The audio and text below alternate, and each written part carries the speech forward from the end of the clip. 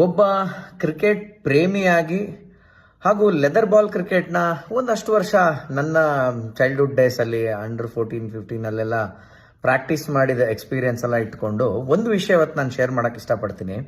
ಸಾಕಷ್ಟು ವಿಷಯ ಈ ವಿಡಿಯೋಗಳು ಇಂಟರ್ನೆಟ್ಟಲ್ಲಿ ತುಂಬ ಚರ್ಚೆ ಆಗ್ತಾ ಇರುತ್ತೆ. ಅಂದರೆ ಏನು ಅಂತಂದರೆ 6 ಬೌಂಡ್ರಿ ದಾಟಿ ಆ ಕಡೆ ಹೋದ್ಮೇಲೆ ಹಿಂಗಂದು ಆಚೆ ತಂದು ಕ್ಯಾಚ್ ಹಿಡಿತಾರೆ, ತಳ್ಳಿದ ಮೇಲೆ ಒಬ್ಬ ಕ್ಯಾಚ್ ಹಿಡಿತಾನೆ, ಇದು ಔಟಾ ಏನು ಅಂತಕ್ಕಂಥದ್ದು. ನೋಡಿ, ಇದು ನನ್ನ ಕಡೆಯಿಂದ ಹೇಳ್ತಾ ಇರ್ತಕ್ಕಂಥದ್ದು. ಸರಿ, ಒಪ್ಪೋದು ಬಿಡ್ಬೋದು.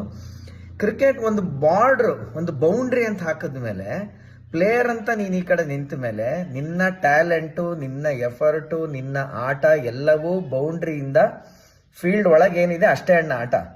ನೀನ್ ಬೌಂಡ್ರಿದ ಆಟ ಆ ಕಡೆ ಹೋಗಿ ಅಲ್ಲಿ ಹಿಂಗೆ ಎಗ್ರಿ ಓಕೆ, ಬಾಲ್ ಕಾಂಟ್ಯಾಕ್ಟ್ ಆಗೋವಾಗ ನನ್ನ ಕಾಲ್ ನೆಲದ ಮೇಲೆ ಕಾಂಟ್ಯಾಕ್ಟ್ ಇಲ್ಲ ಅಂತ ನೀನ್ ಹೇಳಿದ್ರು ನನ್ನ ವಾದ ಏನು ಅಂದ್ರೆ, ಇದನ್ನ ಮಾಡೋದಕ್ಕೆ ನೀನ್ ಯೂಸ್ ಮಾಡ್ತಾ ಇರ್ತಕ್ಕಂಥ ಪೀಸ್ ಆಫ್ ಲ್ಯಾಂಡ್ ಯಾವುದು, ಅದು ಬಾರ್ಡರ್ ಆಚೆ ಇರ್ತಕ್ಕಂಥದ್ದು.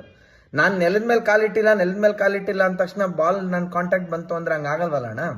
ಈಗ ಇದೇ ಮಾತನ್ನ ಬಾರ್ಡರ್ಗಳಿಗೆ ತಗೋಣ. ನಾನೀಗ ಫ್ಲೈಟ್ ತಗೊಂಡ್ ಬರ್ತಾ ಇದ್ದೀನಿ, ಓಕೆ, ನಾನೇ ನಿಮ್ ನೆಲದ ಮೇಲೆ ಇಳಿದಿಲ್ವಲ್ಲ ಅಂದ ತಕ್ಷಣ ನಮ್ಮ ತಲೆ ಮೇಲೆ ಪಾಕಿಸ್ತಾನ್ ಫ್ಲೈಟ್ ಬಂದ್ರೆ ನಾವು ಬಿಟ್ಬಿಡ್ತೀವ?